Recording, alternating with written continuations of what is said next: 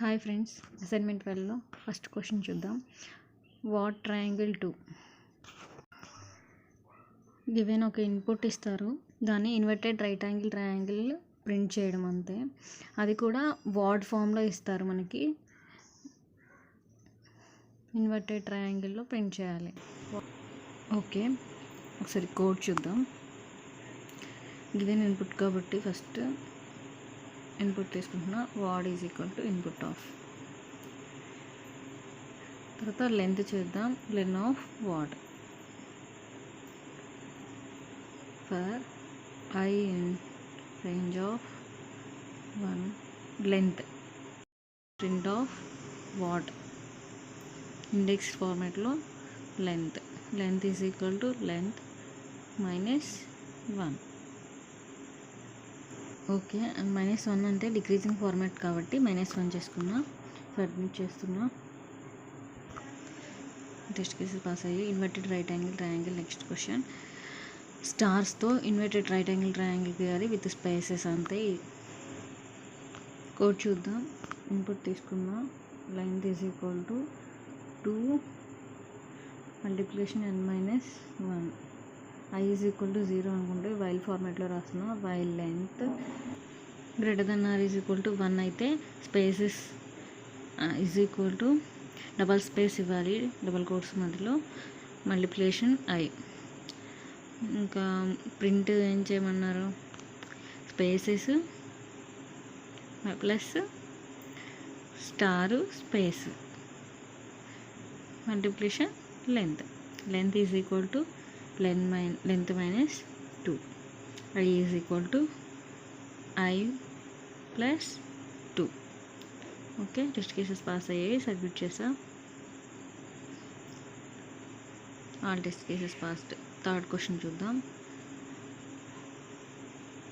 Okay, shuffled string. వీడియోలు ఎంత అవుతుందని కోడ్ రాసింది అప్లోడ్ చేస్తున్నా. 2 స్ట్రింగ్స్ ఇస్తారు ఇంటీజర్ ఫార్మాట్లో. మనం అవుట్పుట్ని ప్రింట్ చేయాలి షఫిల్డ్ది. సో నేనైతే కోడ్ రాశాను, సబ్మిట్ చేశాను. ఓకే, వీడియో బాగా లెంత్ అయిపోతుంది ఫ్రెండ్స్, అందుకోసం అన్నీ కట్ చేసి చెప్తున్నాను. కోడ్ మాత్రం చూపిస్తున్నా. Fourth question, some of even numbers అంటే సమ్ ఆఫ్ అంటే న్యాచురల్ నెంబర్స్ ఉంటాయి కదా, అవి అయితే వాటికి సమ్ చేయమని చెప్పి అడిగారు అంతే. ఈజీ క్వశ్చన్ ఇది.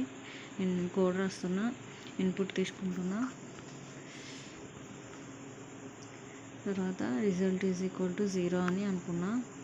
For I in range of 1, n+1 వరకు తీసుకుంటున్నా range.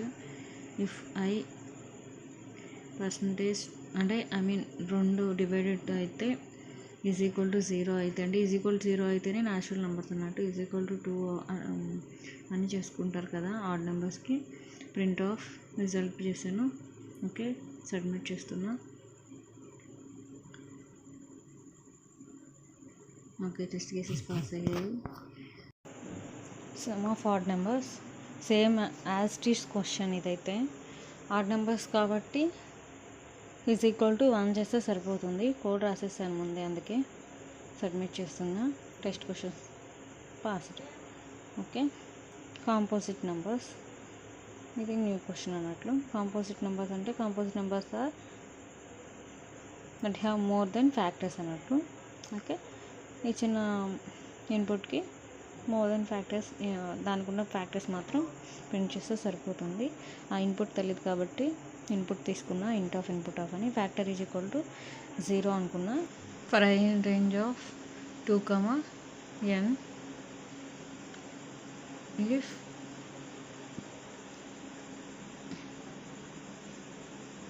n divided by I is equal to 0 అయితే factor is equal to factor plus 1.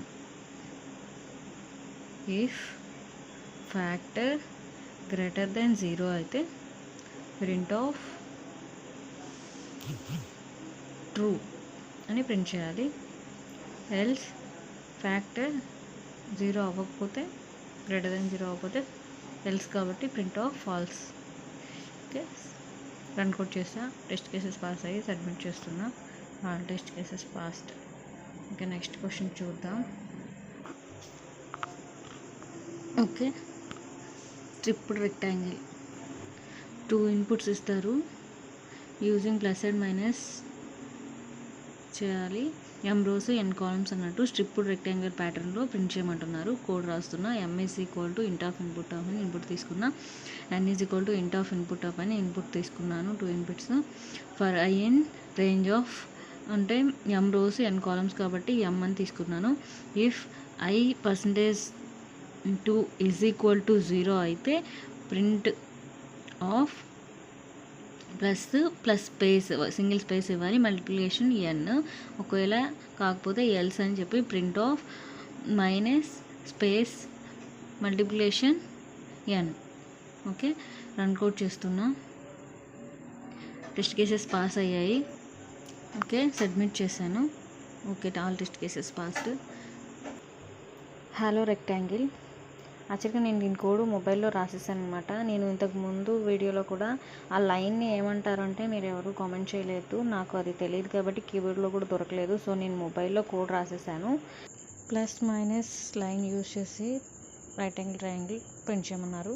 అదే చేశాను. రన్ కోడ్ చేసి సబ్మిట్ చేశాను. Okay, thank you. డౌట్స్ ఉంటే కామెంట్ చేయండి.